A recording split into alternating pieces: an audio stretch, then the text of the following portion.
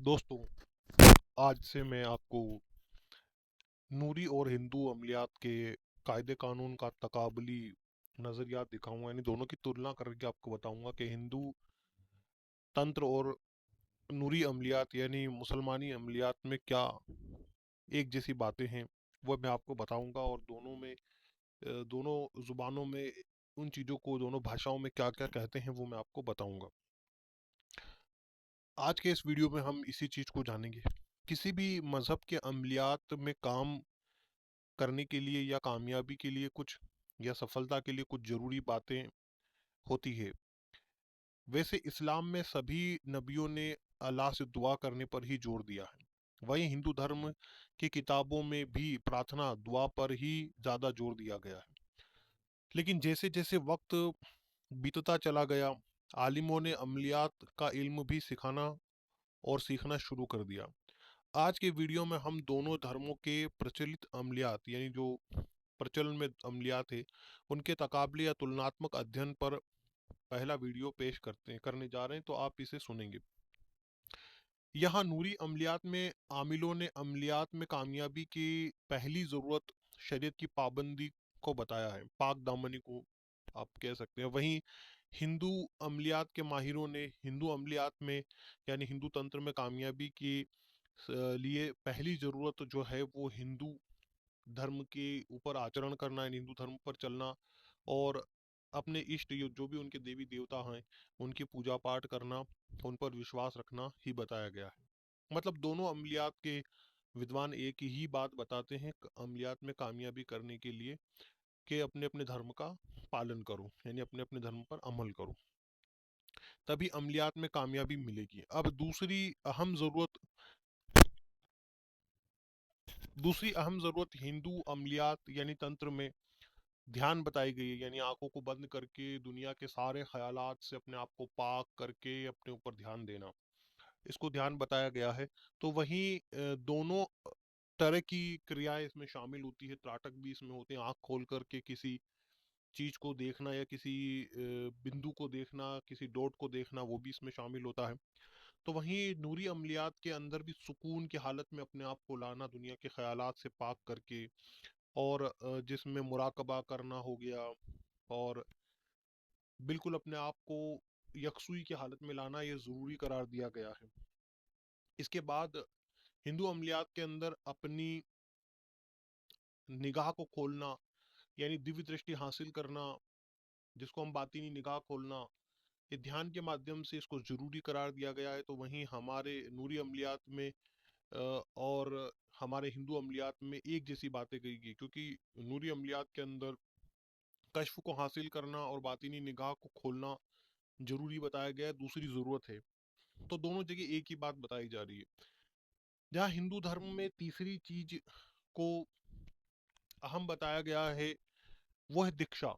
तो हमारे यहाँ भी इजाजत को अहम बताया गया है, यानी दीक्षा को जरूरी बताया गया है। तो वहाँ नूरी अमलियात के अंदर भी दीक्षा को जरूरी बताया गया है। दोनों जगह एक ही चीज बताई गई है। इसके बाद चौथी जरूरी जरूरत नूरी अमलियात में रजाउल गैब की जानकारी रखना, पाबंदी करना बताया गया है। तो वहीं सेम दज्जालुल गैब जैसी ही, वही सेम टू सेम दिशा, वही सेम टू सेम सिमत कोने, वो सब कुछ दसासोल और जोगनी की चौथी जरूरत है हिंदू अमलियात के अंदर भी। इसके बाद सात यानी होरा को देखना हमारे दोनों तंत्रों में, हिंदू तंत्र में भी और मुस्लिम तंत्र में भी अहम माना गया है, जरूरी माना गया है। इसके बाद नक्षत्र यानी कमर की मंजिलों का उसमें जरूरी माना गया है। थोड़ा सा फर्क है, वहाँ कमर की हिंदू तरीकों में कमल की मंजिलें जो है यानी नक्षत्र 27 है, और नूरी अमलियात में, वहाँ नूरी अमलियात के अंदर जो कमर की मंजिलें यानी नक्षत्र जो है 28 है। इतना सा फर्क है, बाकी सेम वही चीज़ें हैं। और उनके फिर सिफात भी बयान की गई है, यानी खासियतें भी बयान की गई है अलग अलग नक्षत्र की।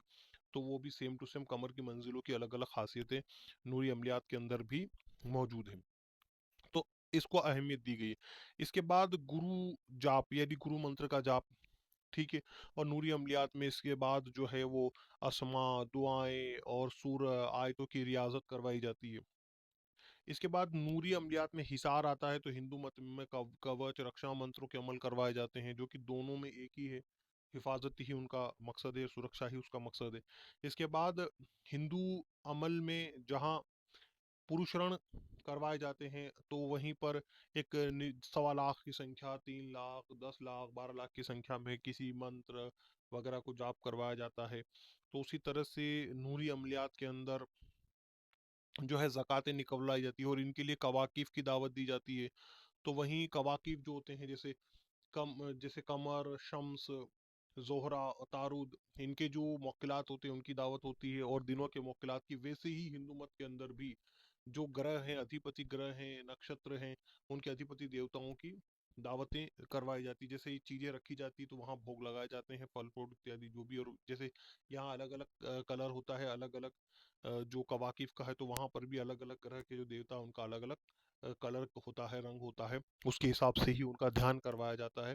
ये दोनों चीजें और दावत वगैरह करवाई, दोनों चीजें एक ही जैसी है दोनों जगह पर।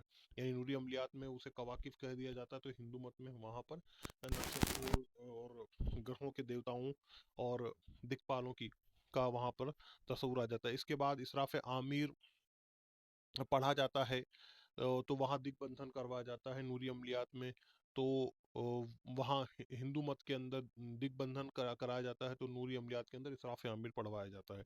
और दोनों का मकसद एक ही होता है, दूसरी मखलूकात के दखल, यानी बीच में दखल अंदाजी करने से रोकना। तो दोनों जगह एक ही जैसे नियम कायदे हैं, चाहे आप हिंदू मत की अमलियात करें, चाहे अ, मुस्लिम मत की अमलियात करें, दोनों जगह एक ही जैसे नियम कायदे हैं। थोड़ा बहुत अंतर है, एक जगह पूजा पाठ की जाती है, दूसरी जगह नमाज पढ़ी जाती है। ये थोड़ा सा अंतर है, उस चीज को देखा जाए। बाकी एक ही जैसे नियम कायदे दोनों जगह पर है। अगली वीडियो में हम कमर की मंजिलों, कवाकीब, सातों के नाम, दोनों धर्म के जो तंत्र है उसमें किसको क्या कहते हैं वो जानेंगे। और दोनों जगह आलम चंद्री, यहाँ आलम चंद्री पाई जाती है, तो वहाँ पर भी जो है पंचांग पाए जाते हैं। दोनों जगह सेम ही चीजें होती है, कोई अंतर नहीं है। तो इस वीडियो आपको ये वीडियो आपको कैसा लगता है, कैसा लगा, शेयर जरूर इसको करें, सब्सक्राइब कर ले चैनल को, और आगे से आगे इस चैनल को बढ़ाए। बहुत सी बेहतरीन चीज़ों की जानकारी मैं दूंगा जो कोई नहीं देता है। ठीक है, तो ये चीज़ ज़रूर आप करें, और बेहतरीन जानकारी आपको जानने को मिलेगी। ये चीज़ें जो भी मैं कर रहा हूँ, खुफिया राज जो है खोल कर आपके सामने रख रहा हूँ। सभी तरह के अमलियात में, सिफली अमलियात के भी खुफिया राज आपके सामने खोल कर रखूंगा।